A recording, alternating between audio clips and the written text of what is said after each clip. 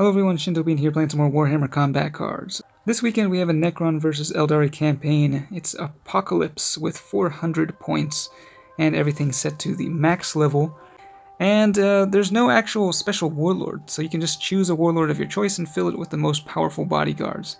So Trazen is definitely a strong option here with this special role. He can steal up to 3 enemy units throughout the battle.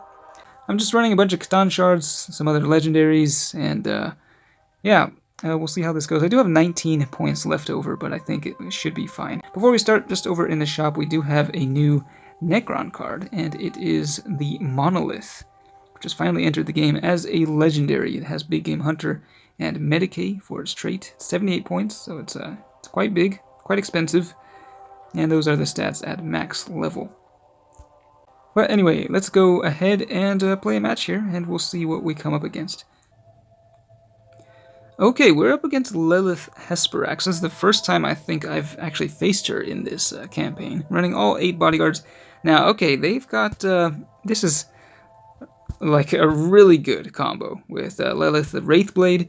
If that thing kills anything, it's going to regain all those shields. So, obviously, we do not want that happening. So I think I'm just going to deploy the Nightbringer across from that. There's no way the Wraithblade is going to kill that ever. And with the Furious Charge, we can at least knock down the shields on the thing. Let's drop a few shields of our own, though. We'll go with the Overlord here.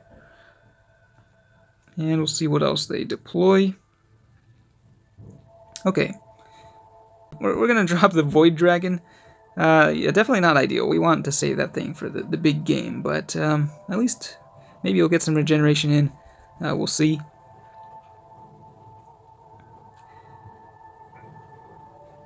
Alright, they do have a pretty big charged up ranged attack, already at 52%, but they are going for the Psychic.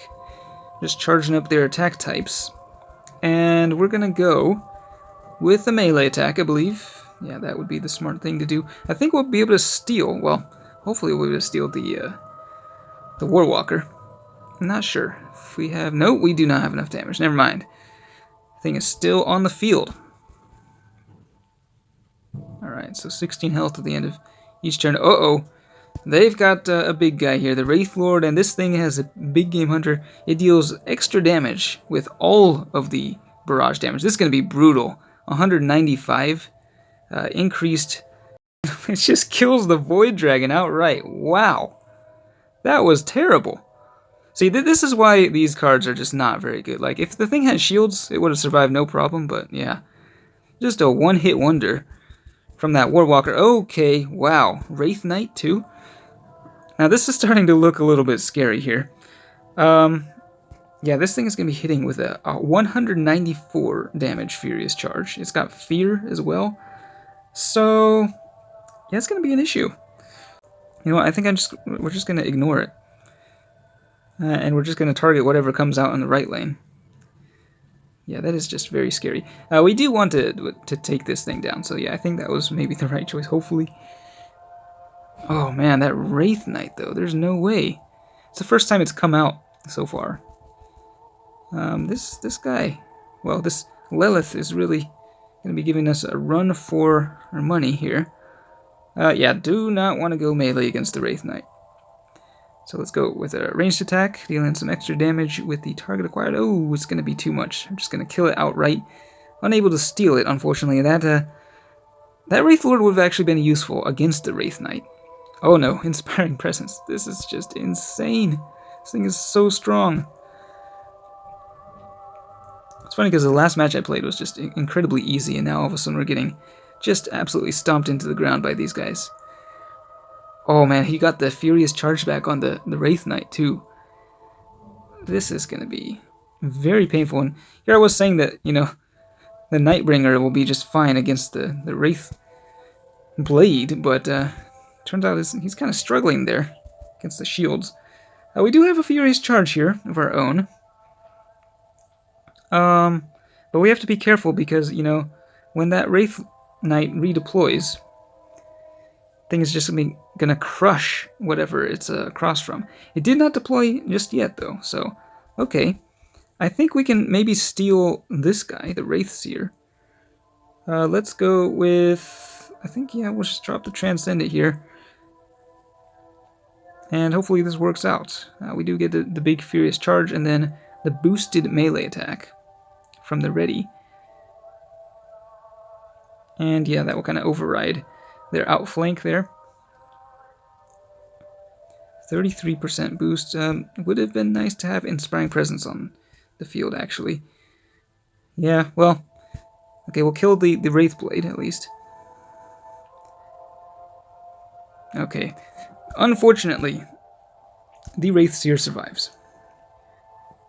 So we're going to be getting hit by a Psionic Blast next turn, and here comes the Wraith Knight again.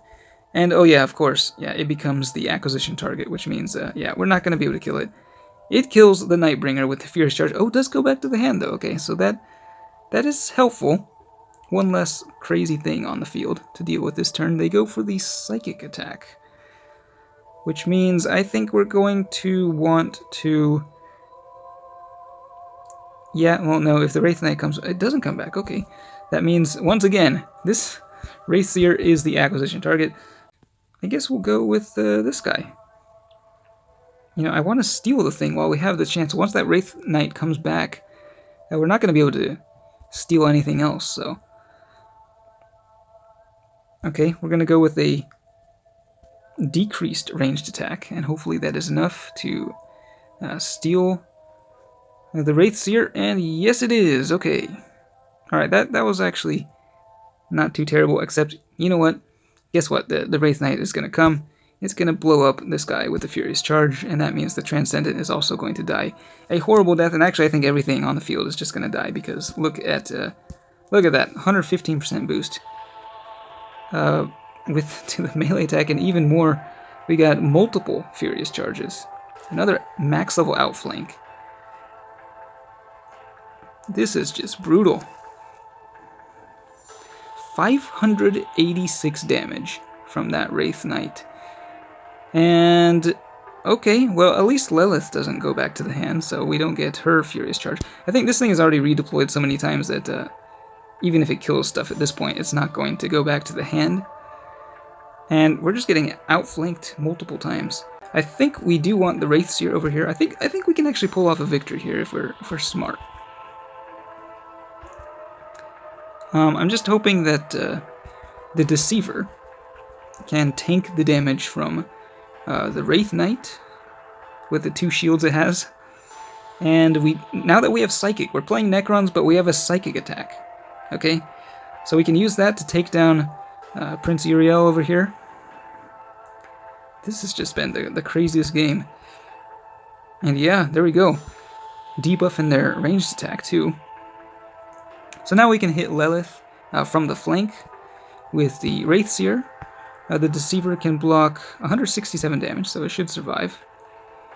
Yeah, they don't have nearly as much damage. You know, if they just waited like one more turn with that charged up melee attack, they could have just... The Wraith Knight would have just sliced the Deceiver apart. But yeah, I thought we were going to lose that one, but we did manage to pull off a victory there, so pretty ridiculous game.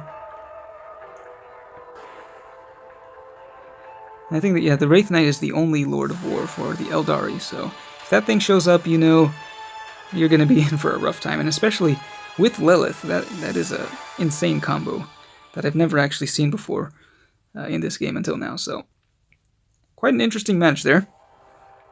I hope you enjoyed that, and if you're playing the campaign, good luck to you. But that's it for this one. Thanks for watching, and I will see you next time.